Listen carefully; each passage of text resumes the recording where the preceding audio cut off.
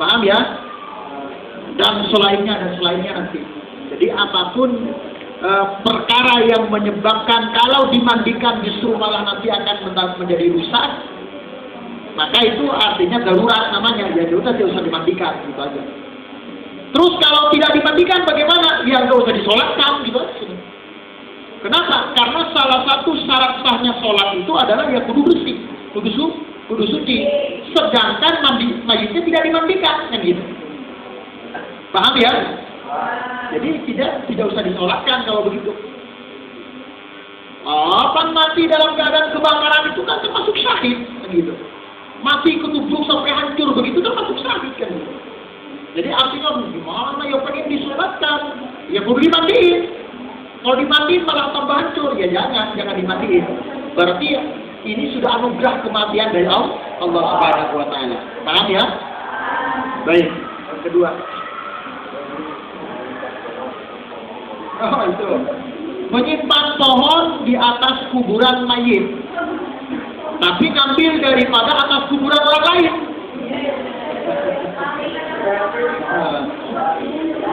Ini kreatif namanya. Ada keterangan di sini, wa yahrumu akhdhu syai'in ala qabrin. Jadi haram hukumnya mengambil apapun yang ada di atas kubur, haram hukumnya. Tidak boleh, haram itu tidak boleh. Jadi artinya bagaimana? Ya nggak boleh lah.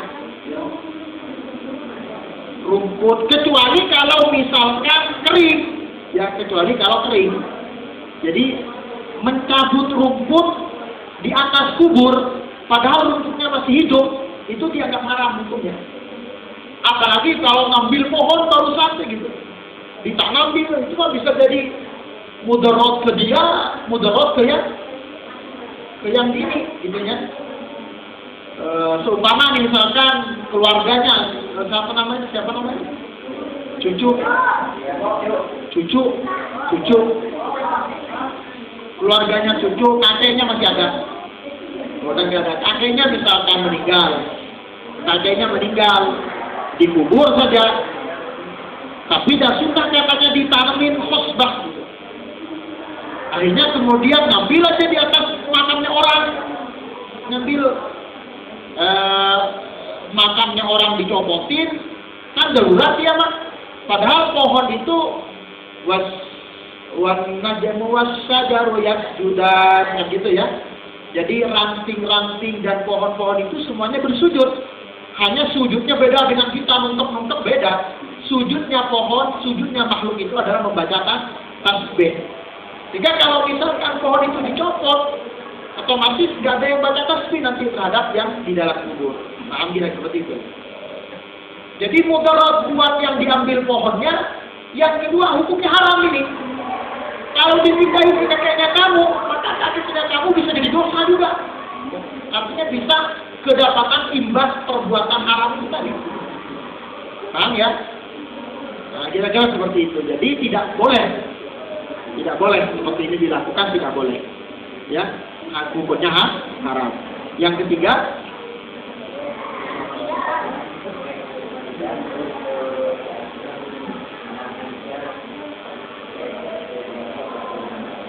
وقال رسول الله صلى الله عليه وسلم في الحديث الميت معذب ببكاء أهله. Jadi ada kejelasan daripada hadis Rasulullah Sallallahu Alaihi Wasallam di mana Rasul mengatakan mayit bisa jadi disiksa gara-gara air mata atau gara-gara tangisan daripada keluarganya. Bisa jadi katanya Rasul mayit itu disiksa oleh Allah gara-gara tangisan daripada keluarganya. Itu artinya tidak boleh ya, jangan sampai dihindari itu. Artinya bisa jadi loh. Artinya bukan bakal disiksa, bukan. Bisa jadi disiksa gara-gara daripada tangisan keluarganya. Ya apalagi sampai kemudian kena air matanya. Itu ya. Itu kira-kira jawaban singkatnya, ada dalilnya seperti itu dari Rasulullah. Jadi artinya tidak boleh itu. Baik, silakan yang selanjutnya dari ada yang Silakan, ada lagi nggak? Yang mau bertanya silakan, ada lagi? Ada lagi nggak? Ya, oh ya. Salam.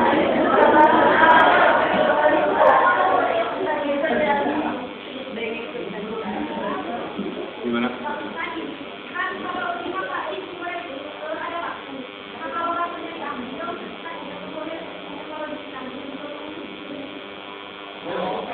Di makasnya udah ada batu, terus batunya dipindah-pindahin.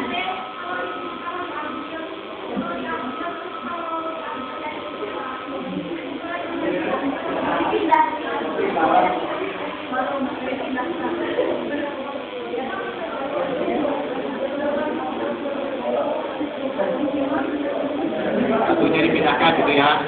Oke, yang lain lagi, ada lagi? Ya, gimana ya?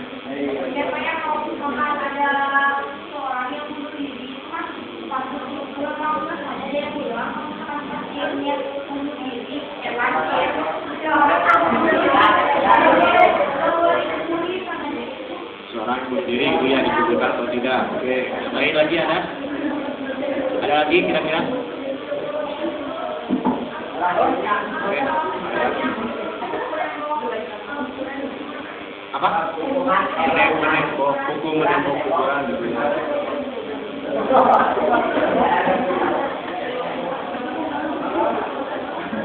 Ada lagi? Silakan. Ada lagi? Cukup? Oke. Yang pertama dulu tadi dari Sonia, bagaimana hukumnya memindah apa? Batu yang sebenarnya ya, memindahkan batu yang ada di kuburan gitu kan?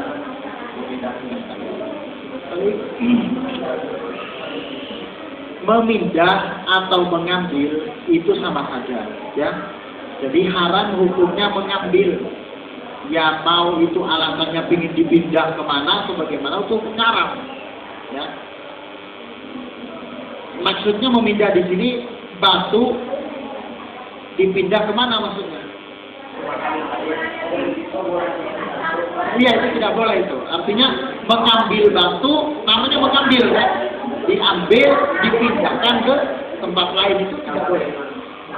Sama dengan tadi itu tidak boleh. Jadi wayahrumu akhdhu syai'in 'alal qabri. Jadi haram hukumnya mengambil apapun yang ada di atas kubur, yang termasuk kerikil, batu atau apa yang ada di atas itu. Kenapa? Karena semua yang ada di atas kubur itu bisa menjadi syafaat bagi yang ada di dalam kuburnya. Ya, jadi termasuk kerikil-kerikil itu bersolawat. Termasuk juga daun-daun itu bertasbih. Pohon-pohon itu bertasbih. Rumputnya juga bertasbih. Kecuali kalau kering. Kalau kering, kalau ada pohon yang sudah kering, maka nggak apa-apa dibuang, dibersihkan. Paham ya? Bangkai hewan mah itu mah beda lagi. Ya, itu diambil, dibuang, dibersihkan. Ya, kira-kira seperti itu. Cukup jelas ya. Selanjutnya yang dari seseorang yang bunuh diri. Nah, bagaimana? Orang yang bunuh diri, ya, memang ada pernyataan di ulama bahwasanya orang yang bunuh diri itu matinya mati kafir, ya, matinya mati kafir atau murtad, keluar daripada Islam. Pernyataan ini bukan kemudian mengharuskan orang tersebut tidak boleh dikubur, tidak. Persoalan dikubur, maka ittifaqul ulama sepakat dia harus dikubur. Cuma yang menjadi perselisihan ulama, dikuburnya di mana gitu. Bukan tidak boleh dikubur, tidak. Kalau dikubur memang harus, ya. Harus dikubur, wajib hukumnya. Cuma sekarang yang menjadi perbedaan di antara ulama adalah apakah kuburan orang yang mati bunuh diri itu disatukan dengan wilayah kuburan yang muslim atau di luar, gitu. Sebab ada pernyataan bahwasannya orang yang mati kafir atau non muslim dikuburkan di wilayah muslim, misalkan. di wilayah pekuburan Muslim, ini azabnya bisa terasa oleh orang-orang yang di sekitarnya. Gitu. Paham ya? Makanya ada kuburan Muslim, ada kuburan non-Muslim yang gitu tuh, dipisah gitu. Khusus.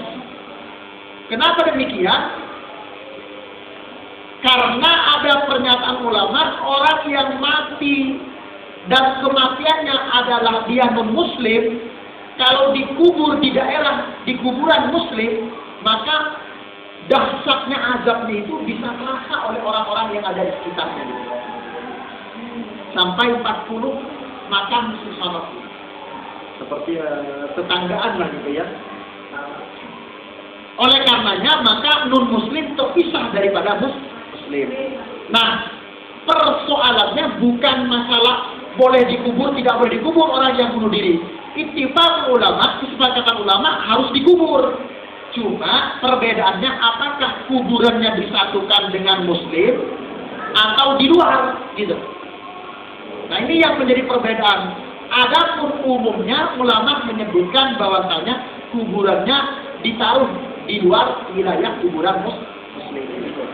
Kenapa? Karena jelas meninggal dalam keadaan murtad. Nauzubillah ini. Maka jangan bunuh diri ya. Sakit hati misalnya. Kesel sakit hati bunuh diri misalnya. Oh jangan. Jadi dikubur tetap dikubur, cuma nanti dipisah kuburan. Kira-kira seperti itu. Oke, selanjutnya dari Siti Mariam ya.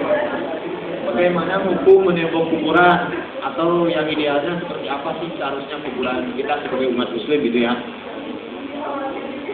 Baik. Sekarang kemudian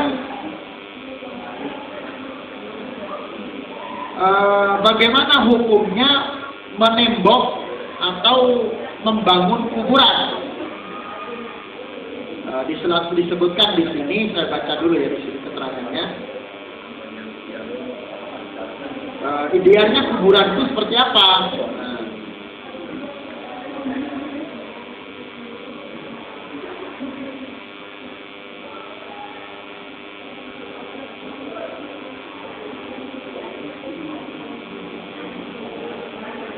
Wa kuriha bina'un lahu lil qabri alaihi li sihatin nahyi anhu bila hajatin ka khawfi nafsin aw hafari sabu'in aw hadza bisailin.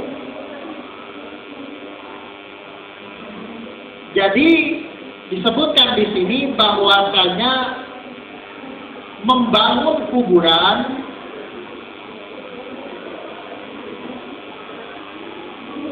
apakah itu di dalamnya dibangun, di tembok misalkan ya, atau di atasnya di tembok, ini namanya membangun. Ya, jadi kan kuburan itu kan dilubangin ya, tanah dilubangin, setelah dilubangin, lalu kemudian di dalamnya ditembok, pakai apa namanya, semen, pakai beton misalkan, atau dalamnya sih tidak, nggak ditembok, nggak disemen, nggak. Cuma setelah dikubur, atasnya ditembok, disemen, misalkan. Bagaimana hukumnya ini?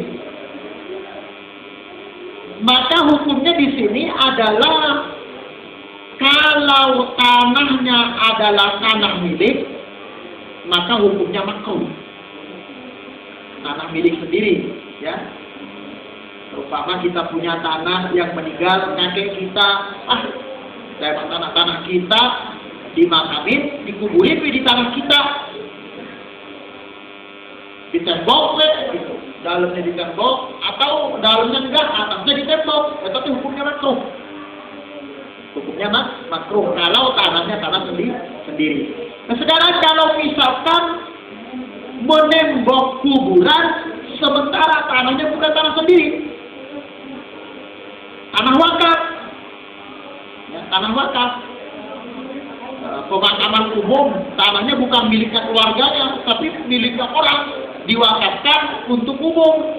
Kalau kan ditembok sama dia, misalkan, maka hukumnya haram, gitu.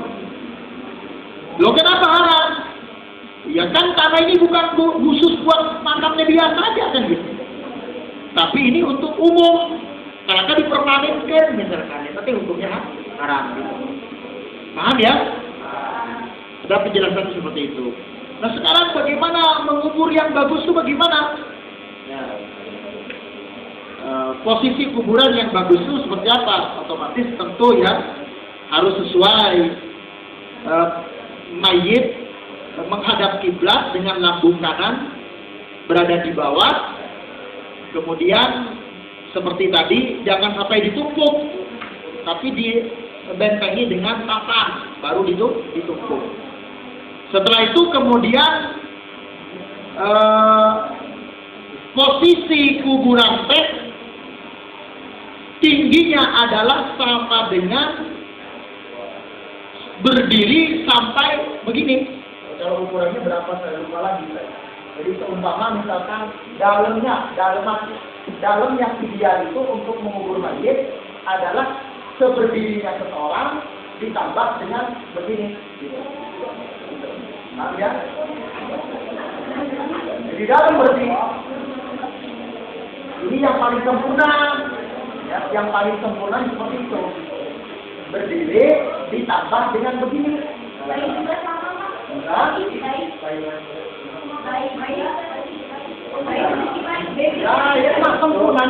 Sempurnanya kira-kira seperti itu.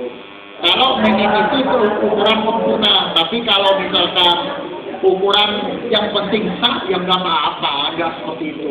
Seukuran ini misalkan untuk bayi nggak apa-apa, gitu ya.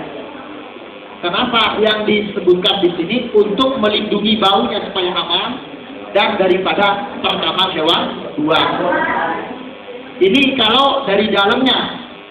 Kemudian jangan ditembok, ya dalamnya jangan ditembok karena itu hukumnya makruh kalau tanahnya tanah sendiri. Kalau tanah umum, tanah wakaf maka hukumnya haram.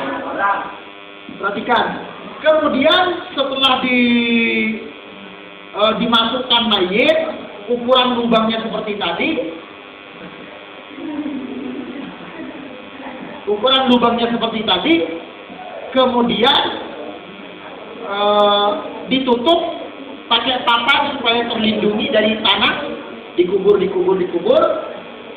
Sekarang kemudian yang afdol, yang sunnah, ya sunnah meninggikan posisi tanah, ya posisi tanah ditinggikan.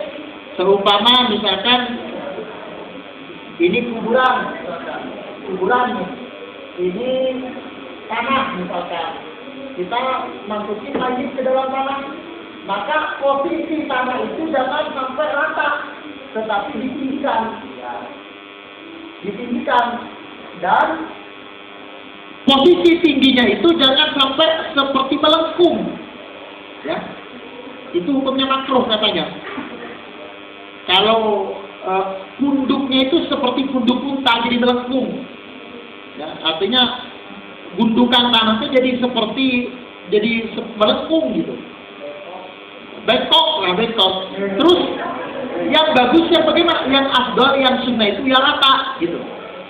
Jadi tengah-tengahnya rata, jangan seperti punduk, seperti gunung, tapi rata gitu. Paham ya? Posisinya tinggi tapi rata pundaknya kayak gitu. Bukan seperti begini gitu. Gitu. Lalu dikasih batu nisan,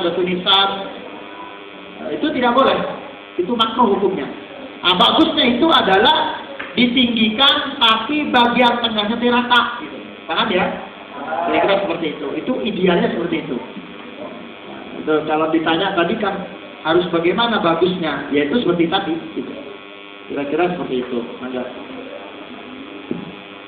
Ada lagi atau ada lagi yang mau ditanyakan? Itu ada yang mau ditanyakan?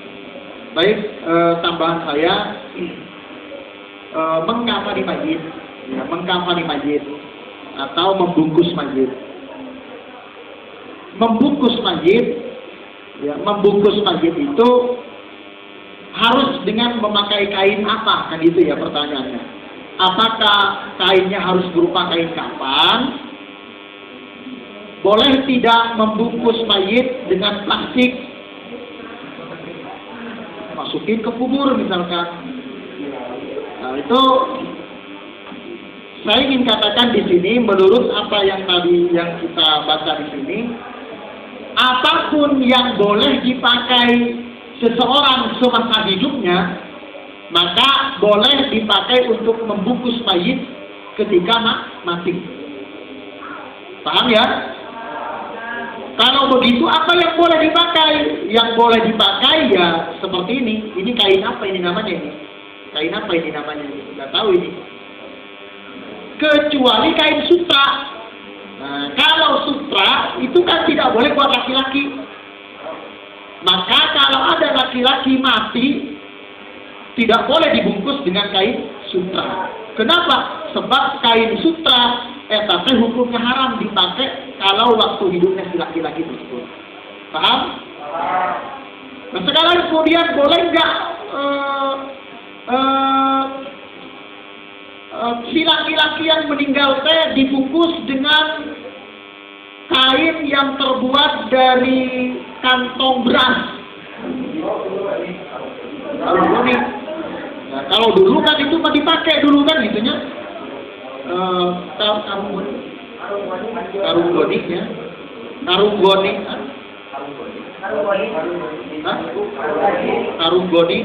Karung goni yang gimana Pak karung goni? Sorry,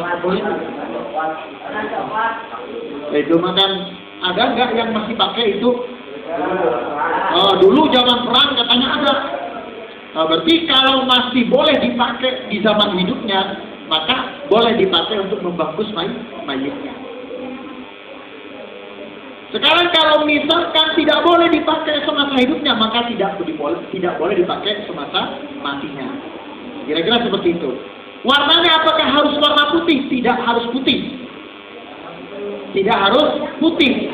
Terserah mau pakai batik boleh, silakan. Ya, yang warna begini silakan boleh. Cuma lebih afdolnya adalah yang berwarna putih. Kenapa? Karena Rasulullah mencintai warna putih. Tuh. Boleh nggak pakai kantong plastik ngebungkusnya? Kantong plastik sok dipakai baju nggak? Berarti nggak boleh. Itu aja sudah. Kira-kira seperti itu. Baik, alhamdulillah pemaparan demi pemaparan dari guru kita telah selesai. Kami ucapkan terima kasih banyak atas ilmunya kepada Ustaz Abdul Ilham yang telah memberikan pemaparan dan juga ilmunya secara lengkap. Semoga bermanfaat bagi saya khususnya, tentunya bagi kita semua. Akhir kata, mari kita tutup acara ini dengan membacakan Qur'anul Majid bersama-sama. Subhanakallahumma wa bihamdika, asyhadu an la ilaha illa anta, astaghfiruka wa atubu ilaik.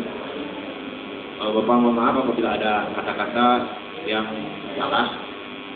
Akhir kata, wallahul muwaffiq ila aqwamit thoriq. Assalamualaikum warahmatullahi wabarakatuh. Selanjutnya sebelum ini di absen juga. Sebelum bacaan Ustaz di absen.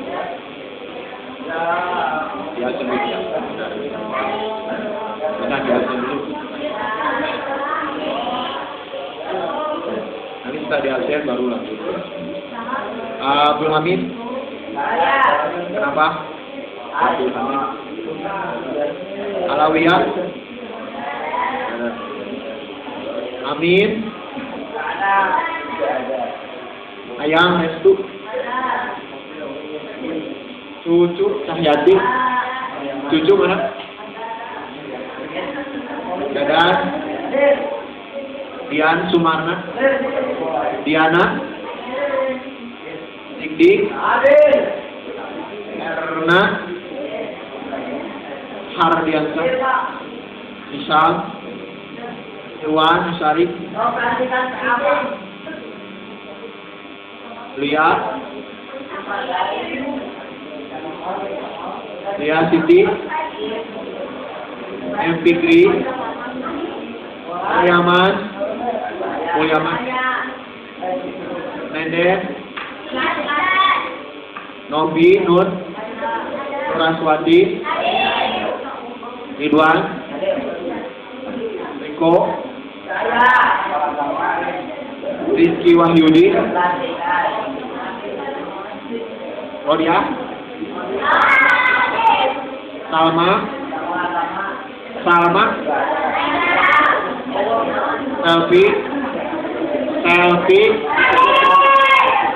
Septian, Siti Anissa, Siti Fitriani, Siti Warna, Sonia, Suryani, Salam, Uci, Wendy, Yudin, Juniarti, Ajen, Ali Akbar, Andi Surya, Cucu Apriani, Dede Saipudin,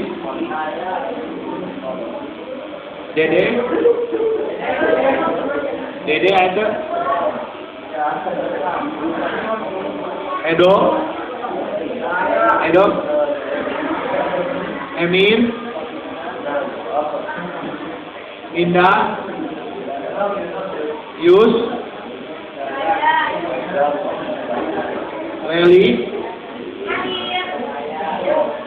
Milan, Muhammad Rohim,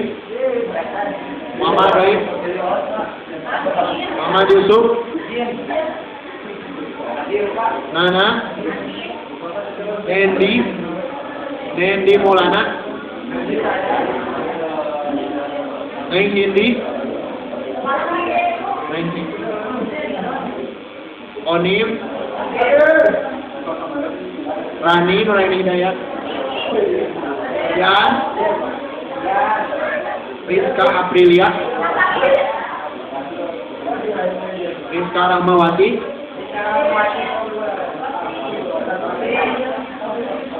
Ida Wahyu, Salman, Samsurija, Penny, Elisela, Iska, Siti Aida, Siti Mariam, Siti Nurayani, Siti Sophia, Sudia,